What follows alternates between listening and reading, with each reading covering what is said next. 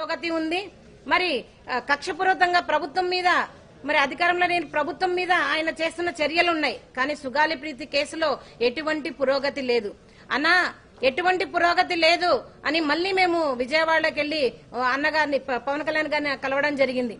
పవన్ కళ్యాణ్ గారు చెప్పారు, ఇంకా మేము ఈ కేసులో చేసేది ఏమీ లేదమ్మా, అప్పుడే అన్ని కేసులో తారుమారైపోయాయి, డిఎన్ఏలు కూడా మారిపోయాయి, రిపోర్ట్స్ అన్ని మారిపోయాయి, ఇప్పుడు నేను పోయి రిపోర్ట్స్ ని కలెక్ట్ చేయలేను కదా అని ఒక ప్రెస్ మీట్ లో చెప్పడం జరిగింది అన్నగారు. మరి అదే రిపోర్ట్స్ మేము 2019లో మీరు ఓడిపోయినప్పుడు చూపించిన రిపోర్ట్సే కదన్నా ఇప్పుడు కూడా ఉండేది. జరిగినది ఎప్పుడు 2017 నుంచి మీరు నిజంగా చెప్పారు తారుమారయ్యాయని. అవును, తారుమారయ్యాయి. ఎప్పుడు జరిగాయి? 2017 నుంచి 2019లో తెలుగుదేశం పార్టీలో మీ ప్రభుత్వంలోనే మరి జరిగాయని ఆ రోజు కూడా మీకు చూపించాను. ముద్దాయిలు టీడీపీకి సంబంధించిన వాళ్ళని మీకు ఫోటోలతో సహా రుజువులతో సహా చూపించాను. అమ్మా అవేం కాదమ్మా నేను చేస్తానని మాట ఇచ్చిన మీరు మరి సుగాలి ప్రీతి కేసు ప్రతి ఒక్క ప్రస్తావనలో మీరు ప్రస్తావించి మీరు గద్దె ఎక్కిన తర్వాత డిప్యూటీ సీఎం గారు అయిన తర్వాత కనీసం సుగాలి ప్రీతి కేసు ఏం చేశారన్నా అని మేము అడుగుతున్నాం. మరి అదే అడిగితే నా మీద మూకు దాడి చేపించారు జన సైనికులతో, వీర మహిళలతో, మరి వాళ్ళ ఇన్ఛార్జీల మినిస్టర్లతో, మంత్రులతో, గాద వెంకటేశ్వరరావు గారు లాంటి వాళ్ళతో నా హ్యాండిక్యాప్నెస్ ని, నా అవిటితనాన్ని మీరు ఎత్తి చూపించారు, నా కులాన్ని మీరు ఎత్తి చూపించారు. కానీ నేను ఏ దానికి భయపడలేదన్నా.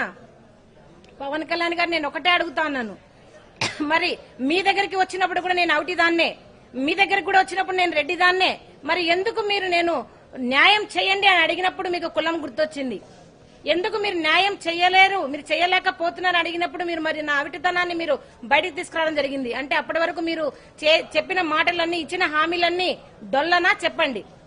ఎందుకు మీరు సుగాలి ప్రీతి కేసును ఇంతలా వాడుకొని మీరు గద్దెక్కిన తర్వాత సుగాలి ప్రీతి కేసును పక్కన పెట్టేశారని అడుగుతా ఉన్నాను.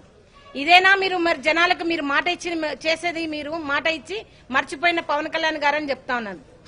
మరి ఇప్పటికి కూడా ఈ రోజు వరకు కూడా మీరు మా మీద బాధితులలాగా చూడకుండా ముద్దాయిలాగా చూస్తూ నా కూతురు సుగాలి ప్రీతి మరణించిన వార్త కంటే మీరు మాకు పెడుతున్న బాధలే ఎక్కువయ్యాయి.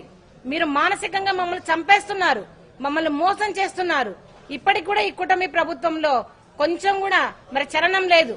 మరి పవన్ కళ్యాణ్ గారు నిలదీయాల్సినది 2019 నుంచి 2024 వరకు జగన్మోహన్ రెడ్డి గారిని మీరు అంతగా నిలదీశారు కదా, మరి అదే దాంట్లో ఒక 10% అన్నా మీరు కూటమి ప్రభుత్వాన్ని ప్రశ్నించి ఉంటే ఈ రోజు నా కూతురు కేసుకు ఒక సొల్యూషన్ వచ్చేది. మీరు మరి మోడీ గారితో మాట్లాడండి, మీరు మోడీ గారితో మాట్లాడతా అని చెప్పారు, మరి సిబిఐకి ఇప్పిస్తా అన్నారు. మరి మీరు చేసిన హామీలు ఎక్కడికి పోయినాయి? ఎందుకు మీరు సుగాలి ప్రీతి కేసును ఇంతగా మీరు మోసం చేయాల్సి వచ్చింది? కేవలం మీరు డిప్యూటీ సీఎం రాజకీయాల కోసమే మీరు సుగాలి ప్రీతి కేసును వాడుకొని మమ్మల్ని మోసం చేశారు. మీరు ఇప్పుడు ఒప్పుకోండి, మీరు సుగాలి ప్రీతి కేసును వాడుకొని మాత్రమే మీరు డిప్యూటీ సీఎం అయ్యారని ఇప్పటికైనా మీరు ప్రెస్ మీట్ పెట్టి చెప్పండి. అన్నా మేము ఏ ఆస్తులు అడగడం లేదు, మేము ఏ హోదాలు అడగడం లేదు, మేము ఏ సీట్లు అడగడం లేదు. కేవలం మీరు పిలిపించుకొని 2019లో మాట ఇచ్చారు, అమ్మ మేము చేస్తాము, మీ కేసుకి న్యాయం చేస్తాము, ఫస్ట్ కేసు సుగాలి ప్రీతి కేసే అన్నారు. కానీ ఇప్పటి వరకు 24 నెలలు గడిచినా కూడా మీకు అసలు కొంచెం కూడా చలనం లేదు. ఎందుకు పవన్ కళ్యాణ్ గారు మీరు ఆడపిల్లల విషయంలో ఇంతగా మీరు మోసం చేస్తున్నారని అడుగుతా ఉన్నాను. మరి